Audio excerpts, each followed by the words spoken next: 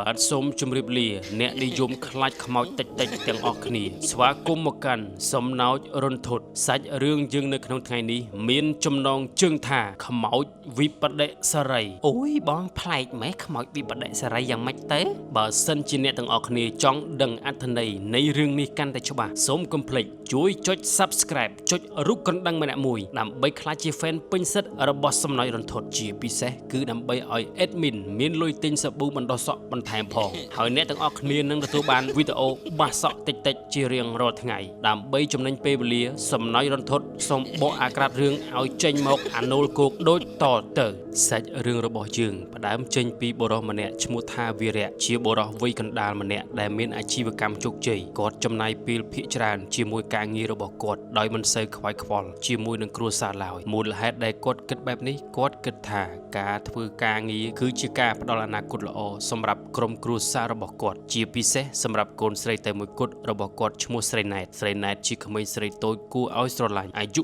7ឆ្នាំដែលចូលចិត្តនៅក្បែរឪពុកនាងណាស់នាងតែងតែសុំឲ្យឪពុកលេងជាមួយនាំនាងទៅសួនកុមារឬអានសៀវភៅរឿងឲ្យនាងស្ដាប់តែរាល់ដងវីរៈតែងតែឆ្លើយទាំងប្រញាប់ប្រញាល់ថាចាំប៉ាតំណេសិនណាកូនប៉ារវល់ធ្វើការដើម្បីលុយទិញរបស់របរល្អៗឲ្យកូនណារួចគាត់ក៏បន្តគិតតែពីរឿងការងាររបស់គាត់តែប៉ុណ្ណោះថ្ងៃមួយស្រីណែតបានសុំឪពុកនាងទាំងអង្វរថាប៉ាស្អែកថ្ងៃអាទិត្យប៉ាតំណេអត់ប៉ានាំកូនទៅលេងសួនច្បារបានទេកូនចង់ទៅលេងសួនច្បារនោះណាវីរៈដែលកំពុងជាប់រវល់នឹងការងារសំខាន់មួយបានងក់ក្បាលទាំងមិនបានគិត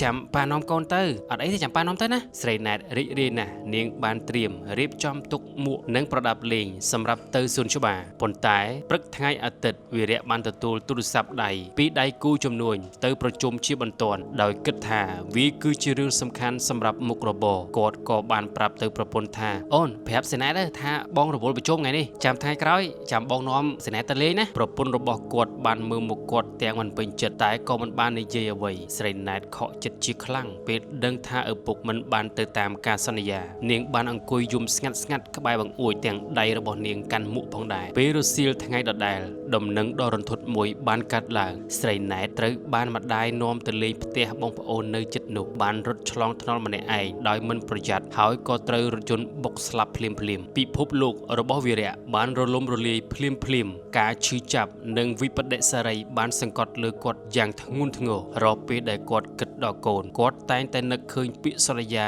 ដែលគាត់មិនបានបំពេញនិងទឹកមុខខកចិត្តរបស់ស្រីណែតគាត់បន្ទោសខ្លួនឯងថាបើសិនជាគាត់បានទៅតាមការសន្យាកាលពីព្រឹកមិញនោះរឿងអាក្រក់នេះប្រហែលជាមិនកើតឡើងឡើយចាប់តាំងពីពេលនោះមកវីរៈចាប់ផ្ដើមជួបរឿងប្លែក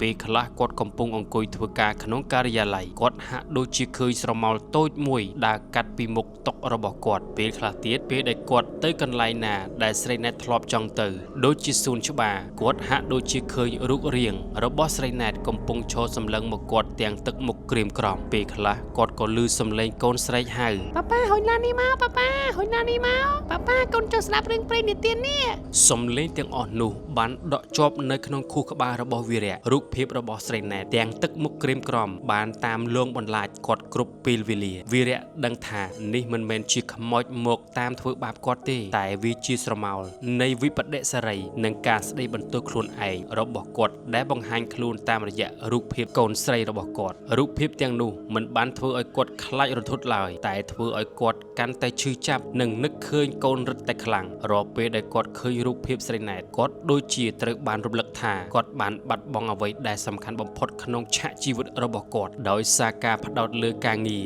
និងមិនបានឲ្យតម្លៃពេលវេលាជាមួយកូនជីវិតរបស់វីរៈបានផ្លាស់ប្ដូរទាំងស្រុងលុយកាក់និងមុខតំណែងលែងមានន័យសម្រាប់គាត់ទៀតហើយគាត់បានកាត់បន្ថយការងាររបស់គាត់ហើយចាប់ផ្ដើមចំណាយពេលវេលារបស់គាត់ធ្លាប់ធ្វើការនោះដើម្បីធ្វើកិច្ចការសប្បុរសធម៌ជួយដល់កុមារកំព្រាគាត់បានបរិច្ចាគប្រាក់របស់គាត់ដើម្បីសាងសង់សួនកុមារមួយសម្រាប់ក្មេងៗក្នុងសហគមន៍ជាការរំលឹកដល់ស្រីណែតរាល់ពេលដែលគាត់ឃើញក្មេងៗលេងសប្បាយក្នុងសួនគាត់ហាក់ដូចជាឃើញស្រីណែតកំពុងញញឹមដាក់គាត់អញ្ចឹងដែរយូរទៅស្រមោលរបស់ស្រីណែតចាប់ផ្ដើមលេចឡើងតិចទៅប្រហែលជាព្រលឹងកូនរបស់គាត់បានទៅកាន់សុគតិភពឬប្រហែលជាចិត្តរបស់គាត់បានរកឃើញសន្តិភាពខ្លះហើយបន្ទាប់ពីបានរៀនរស់នៅជាមួយវិបដិសារីនិងបំពេញនៅអ្វីដែល គាត់គួរតែបានធ្វើកាលពីមុនគាត់ក៏បានធូរស្បើយបន្តិចម្ដង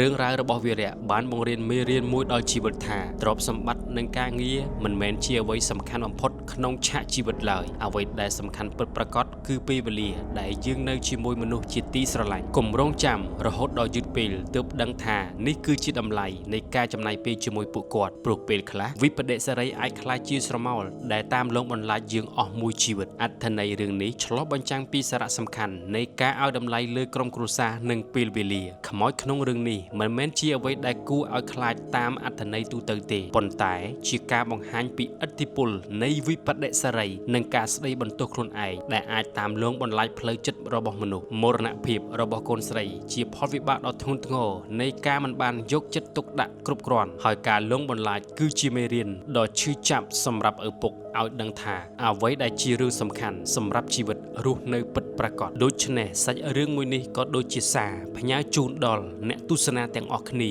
ទំនាក់ទំនងមិនថាគ្រួសារបងប្អូនមិត្តភ័ក្តិការប្រកាន់ខ្ជាប់នៅពេលវេលាល្អមួយសម្រាប់គ្នាទៅវិញទៅមកនៅពេលដែលយើងមានជីវិតនៅលើផែនដីនេះគឺជារឿងដែលយើងចងចាំមិនអាចបំភ្លេចបានអេដមីនក៏សូមអរគុណច្រើនដល់អ្នកទាំងអស់គ្នាដែលបានចំណាយពេលវេលាទស្សនាការស្ដាប់នៅអត្ថបទរឿងខ្មោចលងមិនសូវខ្លាចនេះដូច្នេះអ្នកទាំងអស់គ្នាអាចជួយចុច Subscribe ចុចរូបកណ្ដឹងម្នាក់មួយដើម្បីទទួលបានរឿងថ្មីៗជារៀងរាល់ថ្ងៃជាពិសេសគឺដើម្បីឲ្យ Admin មានលុយទិញសាប៊ូបណ្ដោះសក់បន្ថែមផងអូយបងសក់បងមិនធ្លាក់លឺខិតដុកម្ដុំមិនអីទេនេះគឺជាទម្លាប់រាល់ថ្ងៃទៅហើយនៅពេលនេះសំណោយរន្ធត់សូមជម្រាបសួរ